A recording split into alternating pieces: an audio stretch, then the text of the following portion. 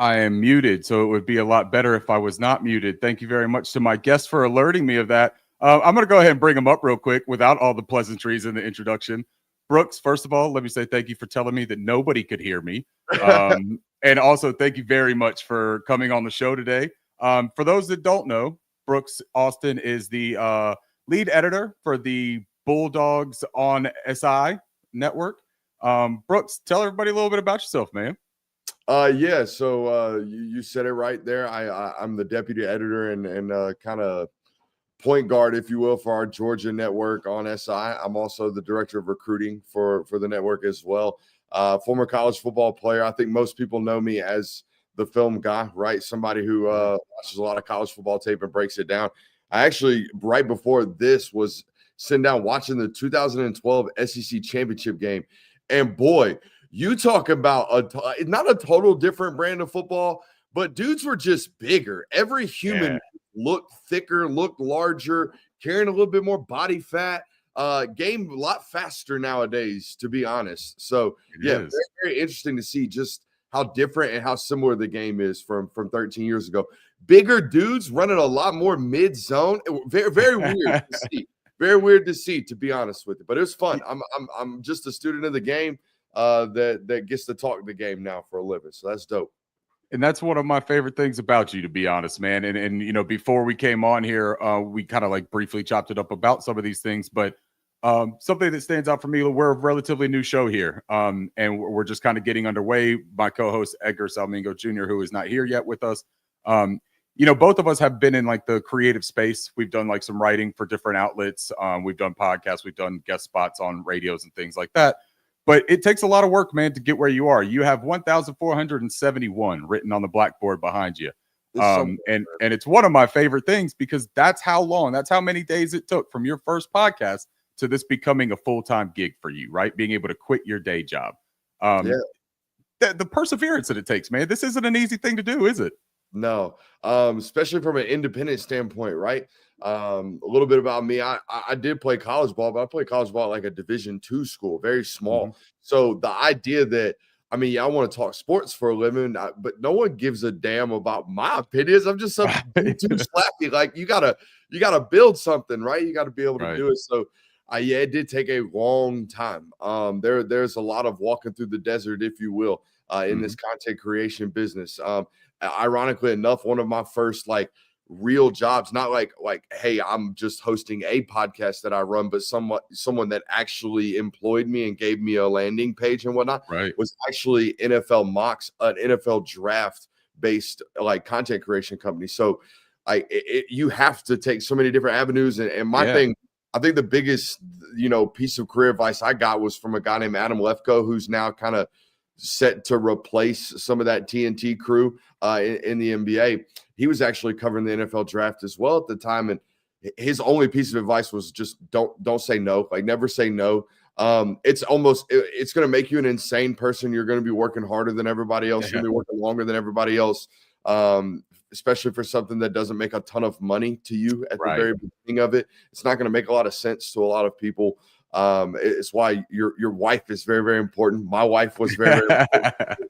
But we're here to talk NFL draft. But the never say no stuff was kind of the most important thing to me. And I think you even see it in my content now and in our structure. I think the one thing I want to be said about me is, damn, that guy works hard, man. That guy is out here doing it all the time.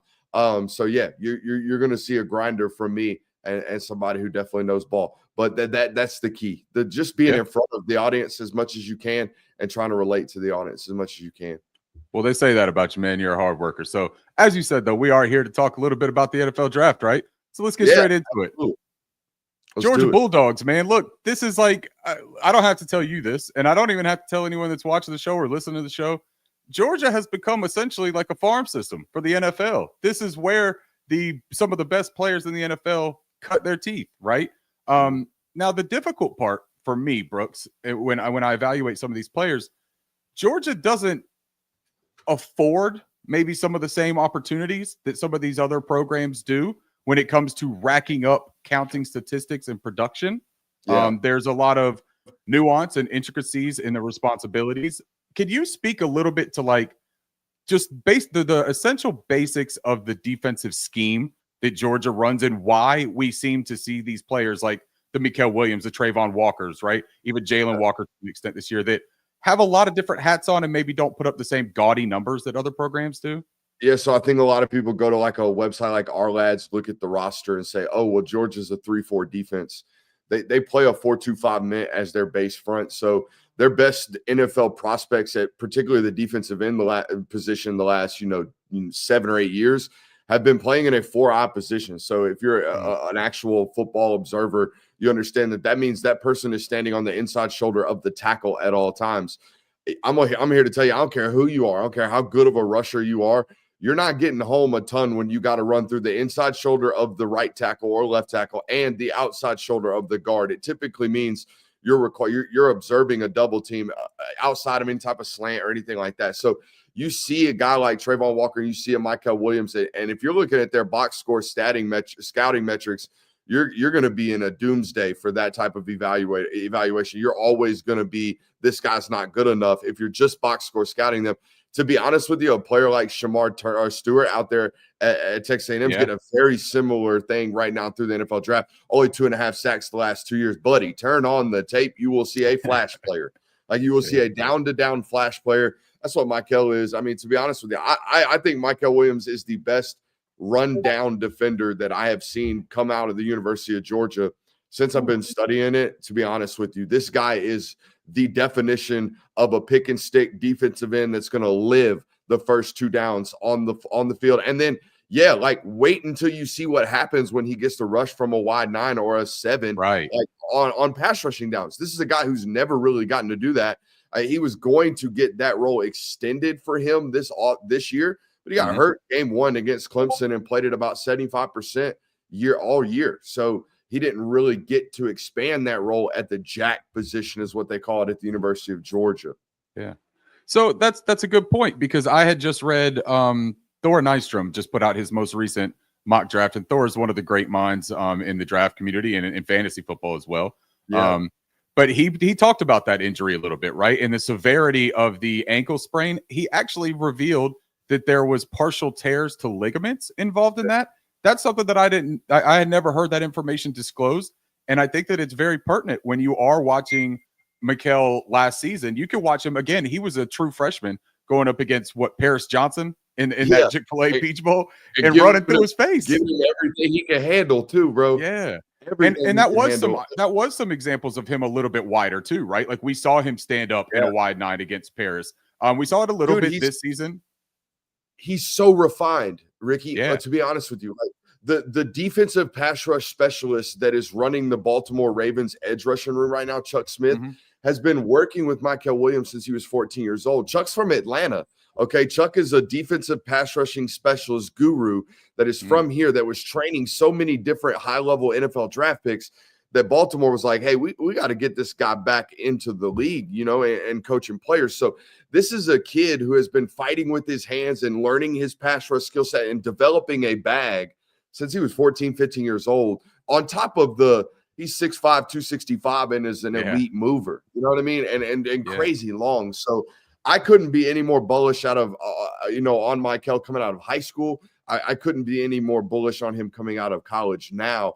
And you add on to the fact that, damn, the dude clearly loves ball. He's playing through injury left and right. He's constantly willing to do things required to play every single down and every single week in the NFL. He is, to me, and I've said this over and over again, and we'll probably talk more and more comps as we get into more players. He's Jadeveon Clowney to me. That's who he is to me. I think he's going to be a 12-year, holy hell, look at how good he is as a down-to-down, defensive end, and he's going to add 7 to 10 sacks a year. What do you make of the Jordan Reed comp of Danielle Hunter out of LSU? Because, again, Danielle didn't have the counting production at LSU as a pass rusher either, but he clearly came into the NFL and turned it up a little bit. Is that a comp that you can see as a fairly linear one for Mikael? It's funny that other people are saying that. And if you ask Mikael, like he was asked at the combine, who are your top 5 edge rushers? he starts talking about all 6'5", 265 defensive ends, like big boy run blockers, right? Or run defenders too. He starts talking about Max Crosby. He starts talking about Daniil Hunter. He starts talking about body types. And again, when I hear things like that, I'm like, okay, this dude's not only gifted, observer of football. He studies ball, man. He's out here studying ball. He's not, you ask him who his top 5 edge rushers are, he ain't out here talking about Hassan Reddick when he's healthy. You know what I'm saying? Like, he's not talking about Nolan Smith. He's not talking about the Von Millers back in the day. He's talking about dudes that look like him. Some about dudes that play like him, guys that he studies, and guys that he, I would imagine tries to emulate. All right, so you did this. You brought it up, Hassan Reddick, Nolan Smith. Let's move over to the left of this Mikkel on this graphic, and that's Jalen Walker. Look, there is such a divide here, man, and he's a very polarizing player. One of the things that I'm most impressed about with Jalen Walker, to be completely honest, man, and it's not just the aggressive hunting style that he has and the closing speed, the violence in which he's willing to close. It's the way that he speaks about the game of football. This dude is probably one of, if not the best interviews I have ever heard at the Combine. Just speaking about it, you can see that the passion for the game and the desire to be great just pours out of this guy. What is it about Jalen Walker? Talk to me a little bit about this whole versatility. Is it, master of none, jack of all trades? Is he really going to be able to withhold a full-time edge position in the NFL? Or are you losing a little bit of the magic of Jalen Walker if you try to put him in one position? Yeah, I think that's the key. First of all, you talk about the love for football and just the football mind that this kid is. Dad spent 20 years coaching college football, including being a head coach at the mid-major level. So, this is a football lifer. This is a guy who, when he's done playing, I would imagine remains around the game. Like, this is one of those ones, and leads like that as well. Goes through his daily habits like a professional, and always has. In terms of the versatility, okay, and I think Kirby Smart said it best this year, and I think the whoever drafts Jalen needs to understand this. He is not a singular position player. You can't play him that way. He needs to be one of those chess players. He needs to be one of those guys that moves around. And the reason that becomes pressure on the staff is because it requires it requires you to be uncomfortable. It requires you to allow him to move around. It requires you to change personnel at a higher rate. It requires you to develop a new role for a football player. Also requires you to be okay with him spending half of the practice over here and half of the practice over here. And it has to require you to be comfortable developing that schedule and understanding how to maximize a singular player. I get nervous. It's easier to do it at the line of scrimmage, much harder to do it with a player like Isaiah Simmons back in the day. Right. Isaiah Simmons, is he a safety? Is he a linebacker? Much harder to do that than say, okay, well, you have to figure out what he is today as an offensive line, right? Oh, yeah, we're not going to be chewing on dog toys in the middle of an interview. No, man. So sorry about that. You have to I got excited listening to the dog talk, man. Yeah, you have to be able to find him a different role. And as an offense, when we're playing that guy, we have to account for him, whether or not he's going to be in the box or an extension of the box. That adds a new level of that, as opposed to that guy's just going to roam around in the back end. Well, he's 12 yards away from affecting me. I'm not worried about him. If he's roaming around on me within 6 yards of me, he can get to me pretty damn quick based off how well he moves. So I would, and Jalen's even said this, I think if you're going to draft him, especially inside the top 10, top 15, like he's getting projected, I think you're doing a disservice to say, okay, he is an inside linebacker or he is a stand-up edge rusher, because I don't think he's a top 10 eval at either of those positions. I think he's a top 10 eval when we do both of those things with him consistently. Yeah, like does that make him Go ahead. No, I was going to say, does that make him more of a volatile prospect, though? Because it seems like if you get a rigid defensive coordinator in the NFL, right? Because there are some that value their scheme over the personnel. I've talked about it on a few of the shows that I've been on, and I'm certain that you have as well. I like the idea of taking your personnel or your scheme to your personnel, right? Like being a little bit flexible, like be a palm tree, not an oak, right? Be able to bend, be able to sway with the wind. Does that make him more volatile, though, where you could see him having this larger margin of error essentially in the NFL? I 100, and I think there's a larger variance in the NFL draft than some of these mock drafts will provide. Like he's going to be a top 20 pick, but he is very, in my opinion, he's going to have to be selected by a team that prefers him to be versatile. You listen to some guy, like you listen to him at the combine, he says some teams want me as an edge rusher, some teams want me as an inside linebacker, some teams are willing to let me do what I do best, which is both of these. Guys, he's a 6 foot, 250 pound, 6'1", 252 pound athlete. That is not a prototypical inside linebacker, and that's damn sure not a prototypical outside linebacker. Do you know who Georgia's sources think like are trying to who they think he is, who they think he's going to grow into? They think he might be Dwight Freeney. That's what that's what they think, and his best prospect, like his best projection. That's what they think he might be. One of these just muscle hamsters, ball of muscles coming off the edge that you can't ever get his hands on because there's not a lot to get on. Like some of these guys we're talking about are massive humans themselves. Yeah, there's a lot of target area for me to put my hands on you. Right. One of these, Dwight Freeney was untouchable. Like you couldn't get firm grasp on him no matter how good you were with your tech. That's what they think this guy might be. I love that comp, and I haven't heard that yet, Brooks. That's a really good one. Now, I don't see Jalen spilling or spinning around like we saw Dwight doing constantly in the NFL. How about James Harrison? James Harrison, I like that too. And that's a good one. That's a similar body frame, right? Like that dense build. Now, Jalen Walker, he hasn't done any kind of testing or anything like that with the combine. He's got a quad injury going on. Do we know anything about the severity of that? Is that more of just like staying healthy so that he could be ready for his his individual workout? Yeah, it sounds to me like he tweaked something during combine training. Again, very muscular human being. Daniel Jeremiah, I was listening to Daniel Jeremiah on this stuff, and obviously talked to my sources pre-combine about what they think these guys are going to do.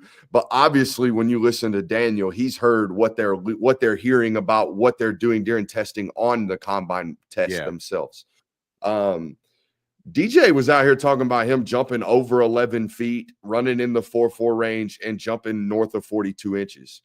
Buddy, if you do that in a private workout, my God. Now, go on. Top 15. See you. Like Carolina at 8, probably. And I'm a Panthers fan. I am a Panthers fan. So like all of these questions that I'm asking you, I do have a little bit of selfish intention where I'm trying to kind of get a read for things as well. Now, what did they do with didn't they draft a buddy out of Kentucky? Didn't they draft him a while back that was kind of one of these hybrid players as well? The Panthers, a guy out of Kentucky. Oh, well, Brian they just Burns. drafted. They drafted Burns. Well, they let the contract thing get all mishandled, and then ended up trading him to the New York Giants. Was it he was more stand up. Yeah. And then when Evero came, so that's the thing. When we switched over to Ejiro Evero's defensive scheme, there was a lot of asking him to do a lot more of setting the edge and a lot more of the run support.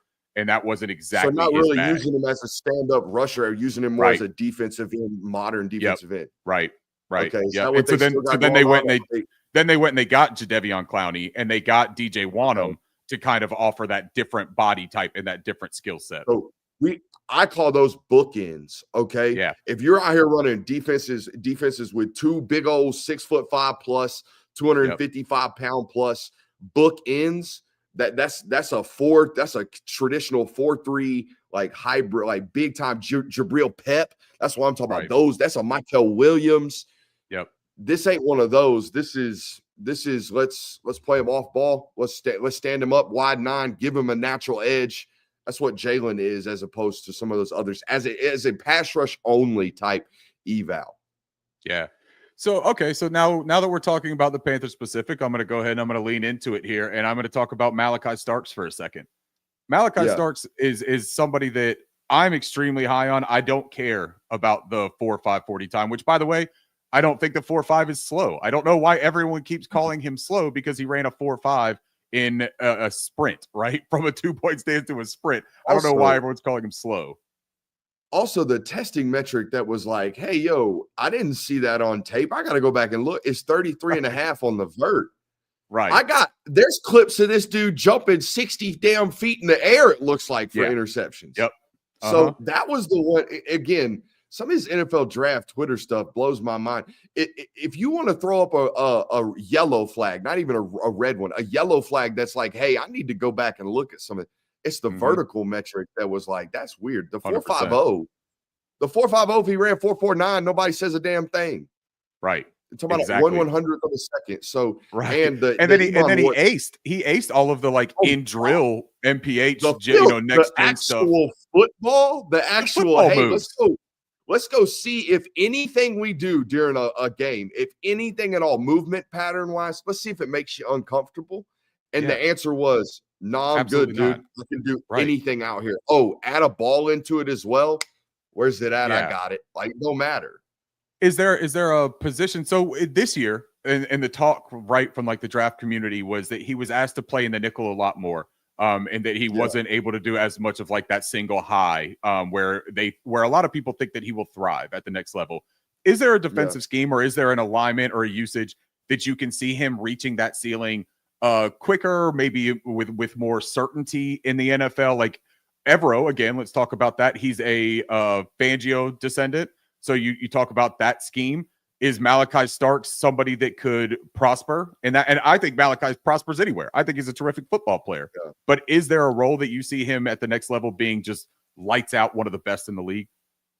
I mean, selfishly, from a playmaking standpoint, I'd rather him just sit in the middle of the field and say, hey, go find the ball, because he's going to do it. And he's going to cover a ton of ground, and he's never going to be compromised back in the back end. But correct me if I'm wrong, but everyone in NFL, or at least in college football, is running split safeties. Everybody's trying to put two safeties back, and everybody's trying to keep everything up underneath them. Everybody's trying to run some version of quarters match. So, like, if that's what the NFL is moving towards, then my safeties need to be able to do everything, because no matter how much you want to stay in two high safeties, if I rotate you enough, if I motion you enough, which is why motions are going outrageous rates now in the NFL as well. If I motion you enough, eventually I'm going to get the safety I want rolled down into the box, or the safety I want rolled back into the middle of the field. I will make it happen if I want it to happen. There is not a position that you forced Malachi into, right? The reason he had to come put down and play nickel this year was because the University of Georgia didn't have a Tyke Smith anymore. They didn't have a Javon Bullard anymore, right? Those guys are playing in the league. Jonel Aguero is the next 5-star nickel that they have.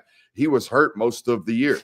So in those situations, and not a tremendous bump and run cover guy. Don't tell Georgia fans just yet.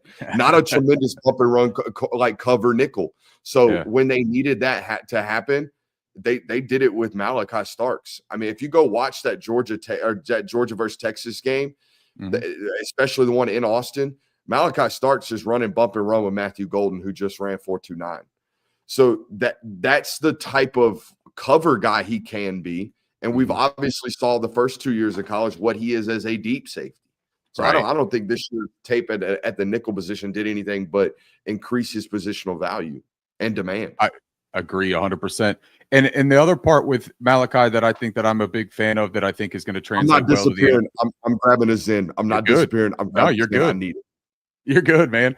The other thing that I really enjoy about Malachi that I think will translate at the next level, and that I think that for the Panthers, again, I'll be specific about this. Evero talked about needing to have a guy who can really handle the communication aspect of that back end of a defense, right? That third level. And Malachi, I saw him diagnosing, calling out all kinds of things throughout his 3-year career. And I'm not just talking about this past year, even as a true freshman back there, right? And you talk about those insane interceptions where he shows off the leaping ability to completely shut up anyone that's talking about his, vertical. That the interception against Oregon as a true freshman, and then the one this year against Clemson, almost identical type of interceptions and athleticism that it takes. As a leader, is Malachi Starks a vocal guy, or is he just kind of a follow me what I do on the field kind of guy? Yeah, that's I'm gonna keep to myself, watch me work type of football player from my understanding.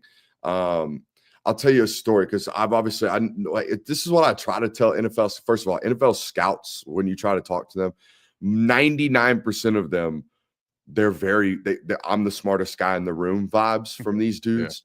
So when you tell them I'm a college beat reporter, they're like, the fuck is this guy doing talking to me? You know what I mean? They're very, very, oh my gosh, shut the hell up. I can't wait for you to stop talking. But the number one thing I tell these guys is 99% of the Georgia kids coming out, I've known them since they were 15 years old. I've been watching, I've been observing them since they were sophomores in high school. The number one thing that was said about Malachi Starks coming out of high school was that you can't get him to leave his house, man. You can't get him to leave his house. You can't get him to go anywhere other than football. All he cares about is football. All he wants to do is football. All he knows is football. And by the way, like 3.85 GPA student everywhere he went. So like basically the mayor of Jefferson like city when he was in high school, everybody knew he was supposed to be like this and managed to be this. And everybody knew from day one at Georgia he was going to be this. And he managed to be this. Okay. Through all the nonsense that's gone on at Georgia off the field the last several years, you ain't never, not once heard the name Malachi Starks. Hell, he's already married. I'm pretty sure he's engaged. He's set to be married soon. Like, if you're looking for the picturesque, perfect prospect, this is why I said Miami should draft this guy. If I'm a Miami Dolphins like draft guy, I have to worry about a 21-year-old coming down here and doing crazy shit all the time. Not 100%. Malachi Starks. Not Malachi Starks. And I'm pretty sure they're in need of a safety. So that they just lost. They're letting Javon Holland check out the market. So that's a nice fit right there. He's Minka Fitzpatrick-ish to me. I don't think he's quite the sticker, the striker that Minka is. But in terms of I can do anything, play deep safety, I'm versatile, and I'm a verifiable leader. He's that. I appreciate how you throw in the comp here at the end too, because I didn't even get to that. So thank you very much for doing my job as well here. No doubt. Really appreciate that. For the next one. You already know who. All right, perfect. Let's get to the next one, and I know that you've got a time constraint here, so we're gonna do quick hits on these next ones, right? We're gonna start throwing out. Give me some play comps. Give me what they do well, where they excel, and if you have an idea of like a good fit, right? Let's start with Jared Wilson. Talk to me about Jared. Yeah, so everyone saw Cedric Van Pran Granger come out last year and Jason Kelce retire and the Philadelphia Eagles and their ties to Georgia and all that. It was like, oh, Jason Kelce replacement. Cedric Van Pran could not play any more different than Jason Kelce. Jared Wilson might be able to play like that guy. Jared Wilson should be doing Jason Kelce-esque things. Jared Wilson shouldn't be grabbing nose tackles and blocking them. Jared Wilson should be getting a down block from Mekhi Becton, being able to fold block around him and running down a Mike linebacker. That's what Jared Wilson should be doing. Like with an athletic center like Jared Kelce or Jason Kelce and an athletic center like Jared Wilson, you are able to do very, very different things schematically with what we do. You're able to get to modern day linebackers at a much higher rate because you have an athletic based center. Most of the time we're taking two big guys, moving one big guy into the small guy behind them. That's normally how we do this stuff. Right. When you have a freak like this, we can take one big guy, block him down on the big guy, and then take the really athletic offensive lineman and have him run down the small guy. And then we can cut off all those angles. That's what we're doing nowadays with plays like wham, with plays like truck toss, with plays like pin and pull, with even plays like wide zone. We're seeing things like this be utilized and maximized on the NFL level. Jared Wilson, in my opinion, will have a much flashier NFL like role than he does right now as a college player, because like I'm listening to him at the combine, Ricky, and he's talking about, I love playing in the inside zone scheme and using my athleticism. Buddy, you have no idea. The world hasn't even been open to you. There's this thing called wide zone, baby. Wait till you get into that.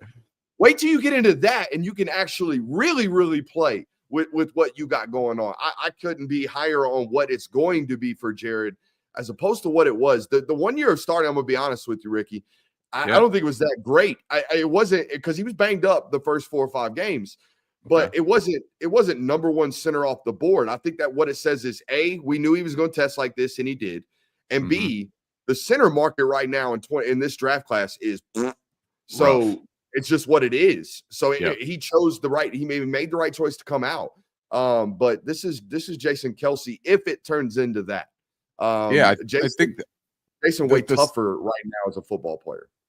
I like that comp, and in the way that when you were talking about like the movement and the ability to get out and do all that stuff, almost reminded me of how people talked about Tyler Linderbaum coming out of Iowa as well. Except Jared Wilson is a much larger individual, so if you can have that movement and also have that size that Jared Wilson brings, that's a dangerous approach. All right, let's talk about these guys real quick. I gotta slide this. Hold on, I know, and I told you at 30 minutes. Damn my own timeline. That's on me. I'm running long, so but I have to slide this.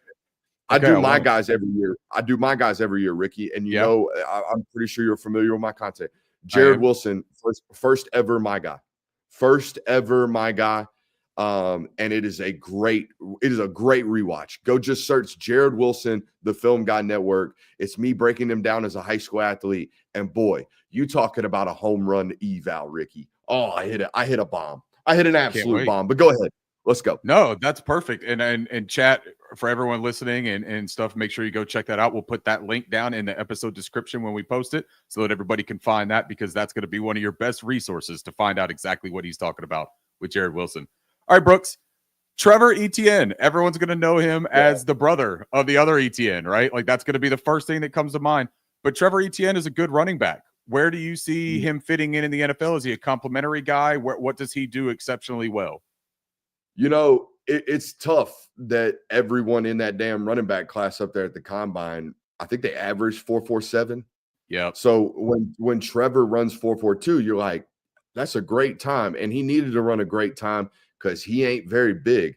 But one thing I will say about Trevor, I think I watched every single carry of his this year on all 22. Dude does not miss a right hole. You know what I'm saying? He doesn't press the wrong gap. He will never, and he's always going to do his job as the running back, which in my opinion, the job of the running back is to take care of the +1. All right. We're not going to be able to account for everybody. So when that person arrives, you better be able to take care of him. And the problem for Georgia this year was the +1 defender was always arriving at like 3 yards. So there was just no explosive runs for him. It wasn't like used to everyone had to play too high against them because they were worried about some of the weaponry outside. They're worried about Brock Bowers running down the middle of the field. They were worried about Ladd McConkey. So 2 safeties were being seen. This year, that safety's walked down at 7 yards, Bubba. He parked in the box, and there's nothing they could do to get rid of him. So when that was happening consistently to them, you just didn't see any explosive runs. But if you really watch Trevor this year, he was taking care of the +1. And if you go back and watch him at Florida, you know, during his time there, always doing the same. I think he's going to be a good NFL back. I don't know how you give him 20 carries. He's always going to be a feature back. He's always going to be a secondary back in my mind. I don't think he's a feature back. But he does work with the ball. You know what I mean? Is he a pretty solid sound receiver out of the backfield in your opinion? So he had some drops early on in the year, as did everybody. But I mean, put it this way, I judge because we don't get to see a ton of practice at the University of Georgia. Okay, most of these college programs are pretty tight-lipped. I judge what the coaching staff thinks of the player because based off the usage, right? So towards the end of the year, we started seeing them motion to empty and run stop screens.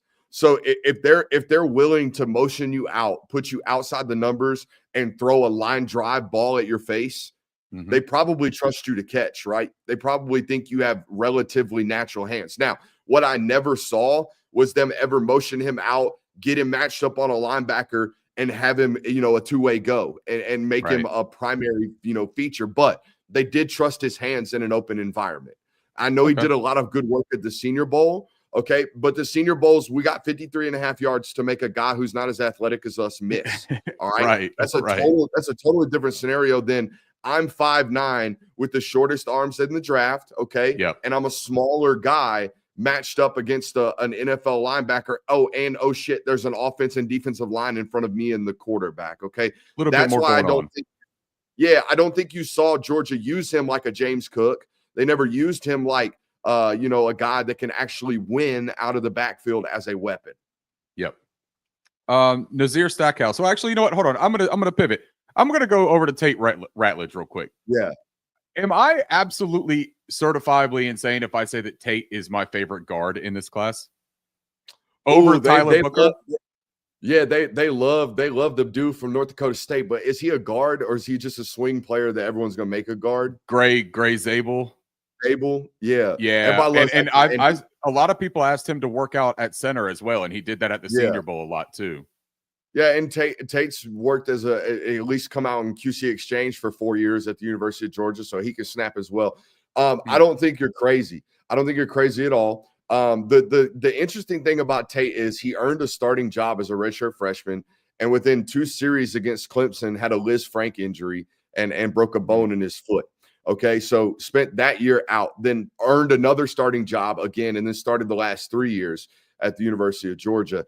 I didn't expect him to test that well. I mean, we're talking about a top 5 RAS score out of 1,600 offensive guards. Like, that's insane. I think that's it tells me 2 things. One, he maintained a lot of that athleticism that made him a top 50 eval at the tackle position coming out of high school, if you remember that correctly. Yep. And 2, we had no idea just how banged up that dude played, during his time at Georgia. And it sounds like it was all lower body stuff. You remember, like, Brock Bowers came back in, I think, 27 days from tightrope surgery on his ankle last year. We didn't keep the numbers on Tate because nobody cared that much because it wasn't a first-round eval guy. Tate was ready to play against Texas this year after a Liz Frank injury, I think week 3. That's crazy. He was out there, and I mean, it was a pseudo cast, Ricky, if you saw him in pregame. I mean, he had so much damn tape on his ankle. But he played against, go watch that Florida tape. If you want to see somebody who's going to, like, really bite the towel and grit his teeth and play through injury, go watch that Florida game. That sumbitch is playing on one leg. He's walking around. Like, he's hobbling and blocking 380-pound defensive tackles like that Donovan Jackson kid. So this is I'm with you. I think he's a lifer. Okay. I think he's like a 10-year NFL, we got to have this guy in our locker room type dude. And the mentality sounds like what I want from a lineman as well. Just that nastiness, that ready to fight when I'm not feeling my best. I want that on my team, man, and in my locker room. Let's do a 2 for real quick so we can wrap up this graphic, Brooks, and start wrapping you up here. Nazir Stackhouse, I think that he's being a little bit undervalued. I think maybe people see him in, he is a kind of one-note type of player as far as you look at what they asked him to do. I don't think he's a one-note type of athlete, though. I mean, we've seen some things from him on tape that show that he's a relatively explosive guy for his size. And then Smile Mondon Jr. Look, I'm way ridiculous again on him. I've got him as my linebacker 5 in this class. I think that he is insanely athletic. You talk about the modern archetype of a linebacker for the NFL, needing to be able to cover, needing to be able to get after the passer, needing to be smart enough and disciplined enough in his assignments. I like him a lot. What are your thoughts on these 2? Yeah, so let's start with Nas. I'm just going to throw some things out there. Okay. 6'4", plays at 330, measured in 320 at the combine. How many 6'4", 330-pound nose tackles that move like this, not named Kenneth Grant, are available in this draft? I would look at I'd look at Jamari Caldwell, maybe that Jordan Phillips kid, but he plays a little bit under that. Or Elijah Simmons is a nose tackle in this draft, but he sawed off at 6'1". Okay. CJ West is the same way. Sawed off. He's like 6'1", 320. So we're getting to and they said it best on the NFL Network draft combine broadcast. The league's moving to more back to zero techniques. Like the days of just having a good 2-eye and a 3-tech that was freaky. You still need the 3-tech that was freaky, but we need a mountain of a human nowadays. Like we need a big boy in the box because we're playing lighter boxes. It's simple. This is what Georgia pumps out. They pump out 6'4", 330-pound movers. Wait till you see Nasir Johnson. Wait till you see some of these big boys they got coming up in these next couple of classes. Okay. I think he's an NFL guy that's going to, have 2 or 3 contracts as a nose tackle, to be honest with you, Ricky. They don't have, it's a premium on big dudes that can move like him. And speaking of premiums, there's a premium for linebackers who can cover tight ends, linebackers who can cover mismatch problems over the middle of the field. That's exactly what Smile Mondon is. The only reason Chris Cole got onto the field this year at Georgia, another guy who's going to be a top 60 eval when he comes out. That's a Jihad Campbell Jr. basically roaming around in Athens right now, by the way. There's a comp. I'm a big Jihad Campbell fan, so that's intriguing. I'm a huge Jihad Campbell fan. but he's got to put weight on like Jihad did. But Chris Cole is Yeah. that. You know, talking about 6'3", 230-pound rangy guy, Yeah. can cover basically anybody, make problems, and rush. But Smile is this. I thought what Smile did this year as a rundown defender was incredible. Some really tough physical tape. I'm with you. I think 3rd round, 4th round draft pick, you know, it's going to be a serviceable, long-standing NFL linebacker, as is every Glenn Schumann linebacker. By the way, Natrez Patrick broke the streak here, but Natrez Patrick, had he been on an NFL roster to close the season, had you started and played a meaningful snap for Glenn Schumann at the inside linebacker position since 2017, you're on an active NFL roster not named Natrez Patrick. Think about that. For 7 years straight, they have done nothing but produce NFL playing linebackers, not NFL playing linebackers. That's crazy. That is an insane thing to think about, honestly. To put that into context and just think about is a little bit mind-blowing. I got one question here from the chat. If you have time, I'm curious about Brooks's thoughts on Ernest Green. Okay, so what happened with Ernest?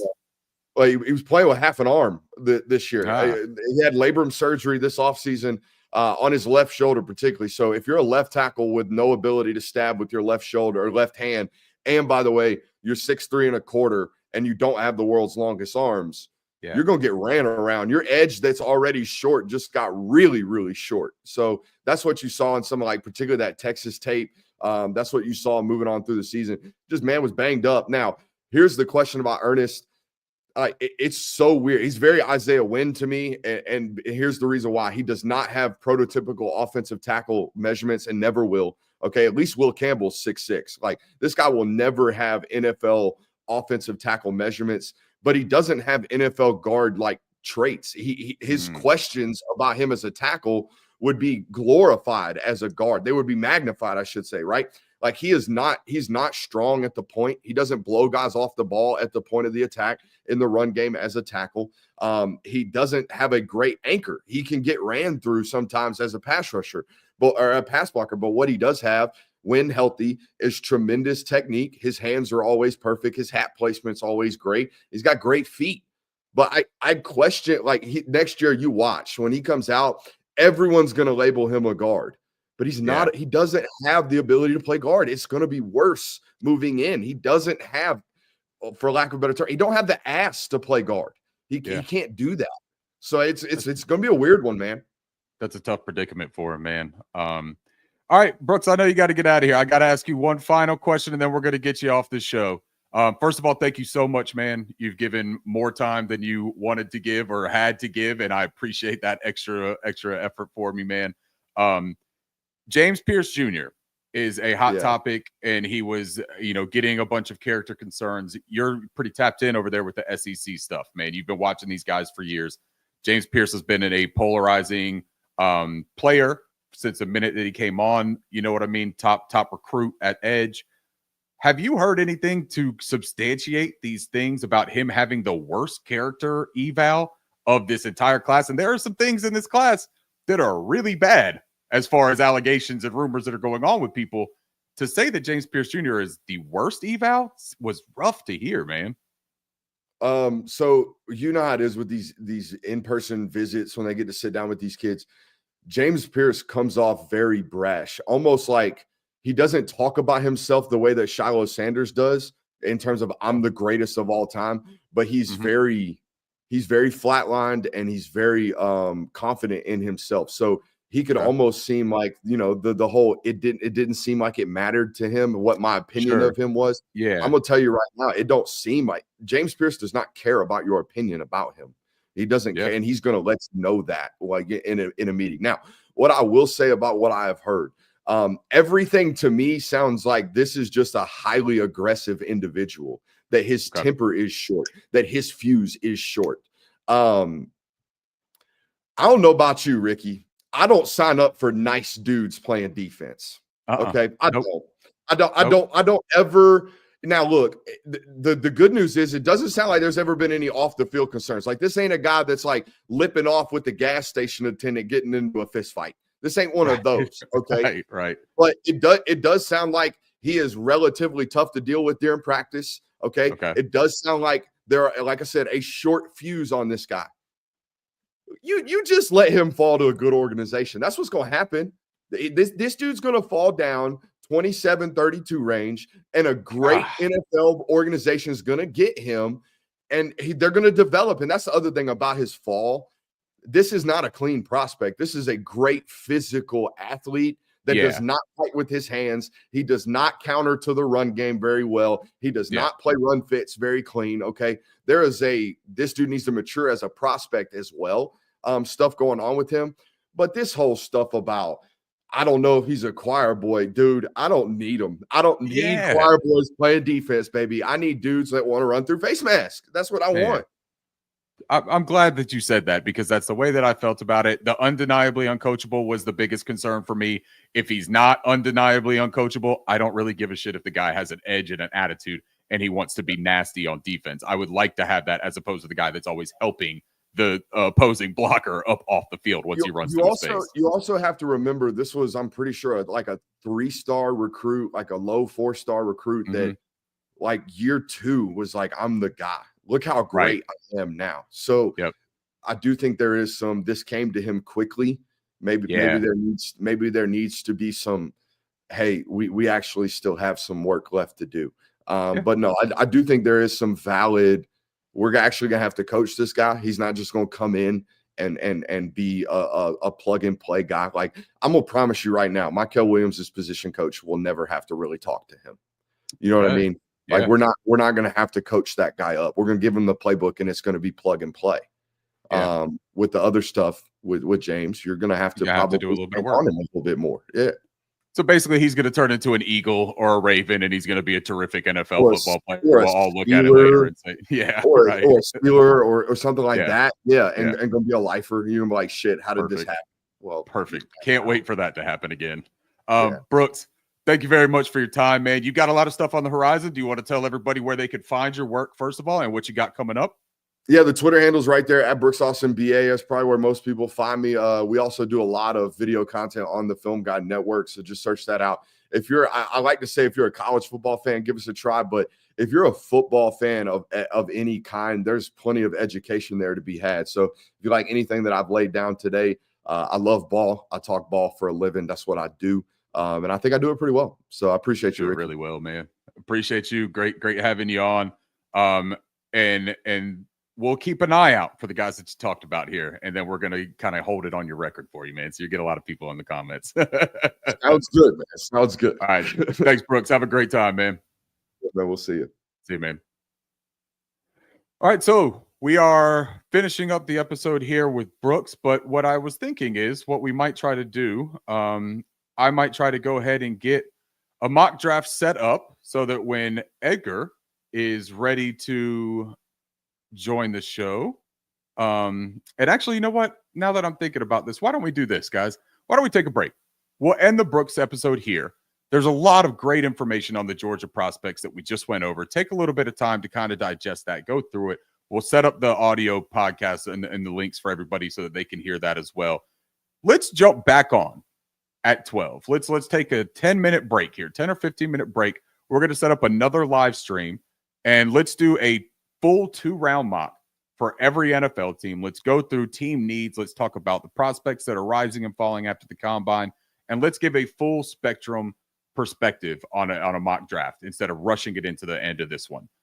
So for now, we're going to go ahead and end this show, and we will be back shortly to do a full 2-round mock. Thank you to our guest, Brooks Austin. Please follow him, subscribe to his YouTube channel. There is incredible knowledge all over that guy's YouTube channel.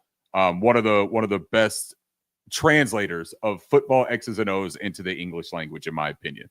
I'm your host, Ricky Rains, for Draft Crush. We'll see you later.